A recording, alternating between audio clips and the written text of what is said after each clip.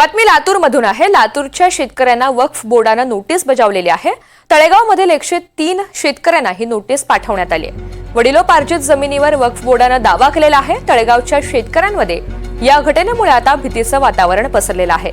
लातूरच्या अहमदपूरमधील तळेगावच्या 103 शेतकऱ्यांना ही नोटीस पाठवण्यात आली आहे। वक्फ बोर्डाचं म्हणणं आहे की बाबा हे जमीन आम्ही ह्यांना खाण्यासाठी दिल्या होत्या, त्यांनी आम्हाला जमिनी परत कराव्या आता म्हणून त्यांनी दावा दाखल केलेला आहे। या दावा संदर्भात सगळे नागरिक, गावातले नागरिक परेशान आहेतच। 2-2 एकर जमिनी, त्याच्यामध्ये जर हे वक्फ बोर्डाने जर मध्ये पाय मारला तर काय करायचं? अगोदरच मोलमजुरी करून खाणार, हे अगोदर पिकत नाही, सगळा दुष्काळ अगोदर, पावसामुळे सगळे परेशानी, ह्याच्यामध्ये ना आम्ही काय करणार आहोत? जीवन जगणं सुद्धा कठीण झालेलं आहे। दरम्यान या जमिनी वक्फ बोर्डाच्या नक्कीच नाहीत असा दावा एका शेतकऱ्याने केलेला आहे। लेखी निवेदनाद्वारे असं पत्र सुद्धा पाठवण्यात आलेलं आहे। आपल्याला या प्रकरणी शासनाने न्याय मिळवून द्यावा अशी विनंती सुद्धा हे शेतकरी करत आहेत। त्यामुळे आता या सगळ्या संदर्भात शासन नेमकं काय निर्णय घेतं, शेतकऱ्यांना मदत करतं का हे पाहायचंय। तळेगावच्या शेतकऱ्यांमध्ये आता काहीसं चिंताजनक वातावरण तयार झालंय।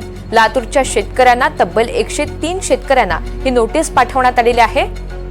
वडिलोपार्जित जमिनीवर वक्फ बोर्डाने दावा केलेला आहे। तळेगावच्या शेतकऱ्यांना ही नोटीस पाठवण्यात आली आहे। महाराष्ट्र राज्य वक्फ न्यायाधिकरण औरंगाबादच्या न्यायालयाकडून याचिका दाखल करण्यात आली आहे। वडिलोपार्जित जमिनी पिढ्यानपिढ्या आपल्याच वाट्याच्या आहेत असा दावा वक्फ बोर्डाने केलेला आहे। दरम्यान या जमिनी त्यांच्या नसून आपल्याच असल्याचा दावा दुसरीकडे शेतकरी करतायत आणि त्यामुळे कशा पद्धतीने न्याय निवाडा केला जातो, शेतकऱ्यांना या संदर्भात काही मदत केली जाते का हे पाहायचंय। प्रतिनिधी सुनील कांबळे आपल्याला अधिकची माहिती देतील। सुनील, या नोटीसीनंतर शेतकरी धास्तावलेले आहेत, त्यांची नेमकी आता भूमिका काय? नक्कीच आपण ऋतुजा जर पाहिलं तर लातूरच्या अहमदपूर त्या तळेगावमध्ये 103 शेतकरी जे आहेत त्यांची की 300 एकर जमीन आहे आणि त्यांना आता वक्फ बोर्डाची जी आहे ती नोटीस आलेली आहे। त्यामुळे शेतकऱ्यांमध्ये आता एक भीतीचं वातावरण निर्माण झालेलं आहे आणि प्रशासनानं काहीतरी यावरती तोडगा काढला पाहिजे आणि प्रशासनाने आम्हाला मदत केली पाहिजे अशी जी भूमिका आहे ती आता शेतकऱ्यांची आहे आणि शेतकऱ्यांनी तसं एक निवेदन सुद्धा प्रशासनाला या निमित्तानं दिलेलं आहे। ऋतुजा, निश्चित, त्यामुळे प्रशासनाची भूमिका आता निर्णायक ठरेल। धन्यवाद सविस्तर माहितीसाठी।